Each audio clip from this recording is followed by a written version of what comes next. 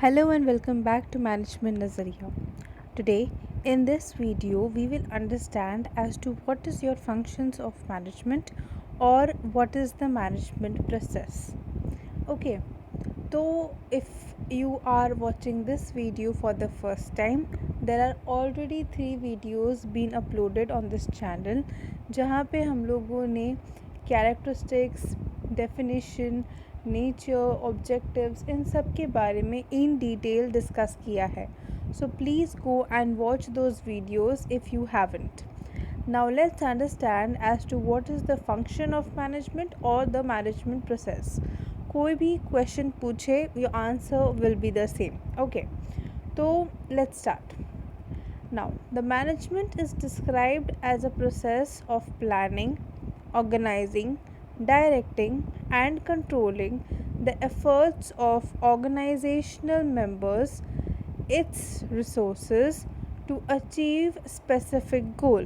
Okay, तो क्या बोलता है, ये जो सारे स्टेप्स है of your planning, organising, directing and controlling, ये किस चीज़ को कंट्रोल करता है?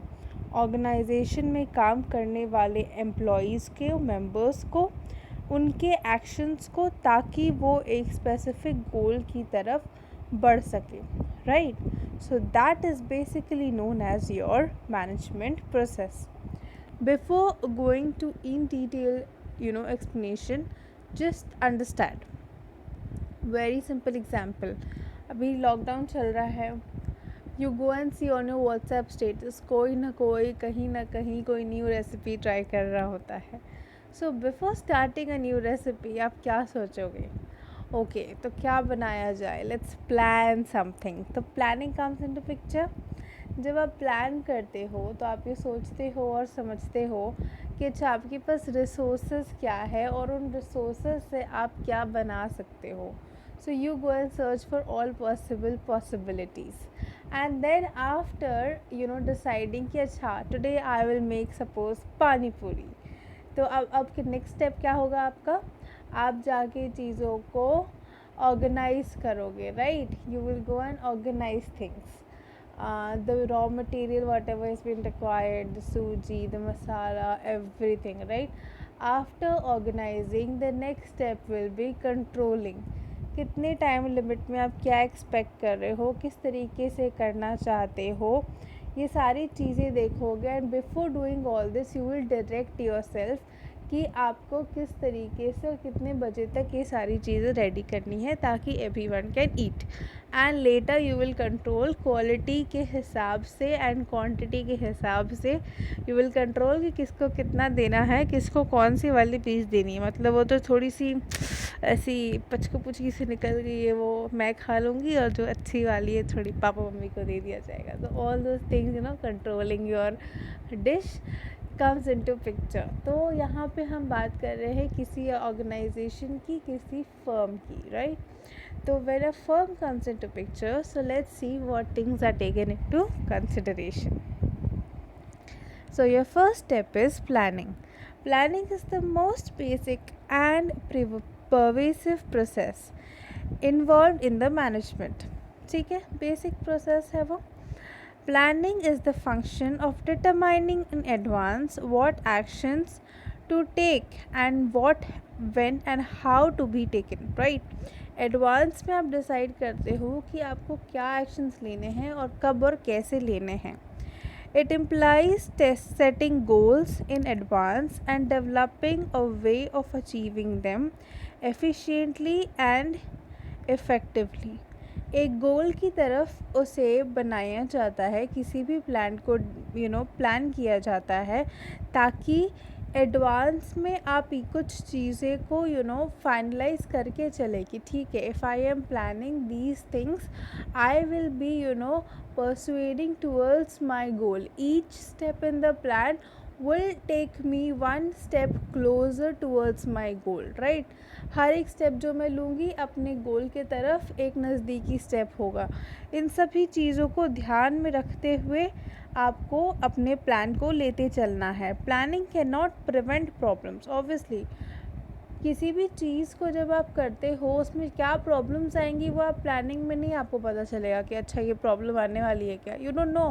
सो प्लानिंग के नेवर प्रिवेंट, उसे रोक कभी नहीं सकता किसको, आपके प्रॉब्लम्स को, बट हाँ प्रिडिक्ट कर सकता है, आपको प्रिपेयर कर सकता है ताकि आप एडवांस में रेडी रहे कि ठीक है इन केस हमारा गोल है कि इन 1 डे 1000 यूनिट्स ऑफ प्रोडक्शन होना चाहिए, बट इन केस लाइट चला गया, प्रोडक्शन रुक गया, तो मेरे पास क्या बैकअप है, do I have a generator और no, this is the question that you have to ask. तो आपको बैकअप प्लान रेडी रखने हैं अपने प्रॉब्लम्स को प्रिडिक्ट करते हुए। Then comes your organizing. Now organizing is the formal group of people, grouping of people and activities to facilitate the achievement of firm objective. It involves the function of assigning duties, grouping tasks, establishing authority, and allocating resources required to carry out a specific plan. Organising में आप क्या करते हो, लोगों को groups में बांटते हो उनके काम के अनुसार, उनकी काबिलियत के अनुसार, उनके एक्सपर्टीज़ के अनुसार, एंड अकॉर्डिंगली उन्हें टास्क देते हो, अथॉरिटी देते हो और चीज़ें एलोकेट करते हो, स्पेसिफिक रिसोर्सेज एलोकेट करते हो प्लानिंग के हिसाब से।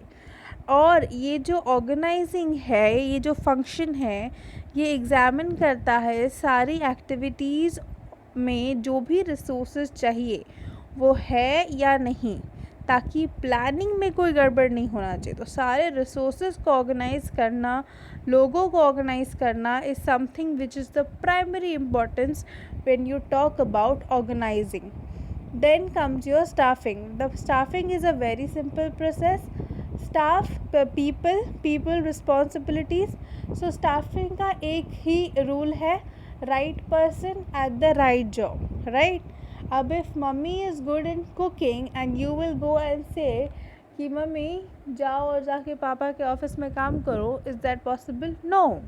And if mummy is good at doing a certain job and your daddy is doing good at cooking, तो अगर पापा को बोलो कि जाके ऑफिस में काम करो, इज़ दैट पॉसिबल? नो। तो हर किसी का अपना एक काम है, उसको उसी तरीके के काम के साथ आपको अलॉट करना बहुत इम्पॉर्टेंट है। And that is the primary and the most important function of staffing. क्योंकि जब ये right person at the right job वाला फॉर्मूला सही से अप्लाई होता है ना, तो द प्लानिंग में आप जो भी सोचते हो वो स्मूथली जाता है, क्योंकि people know what they have to do, right. Then comes directing. Directing में आप बोल सकते हो it can be leading, influencing, motivating the employees to perform the task that is been assigned to them. Now for example you are preparing for a certain examination, right?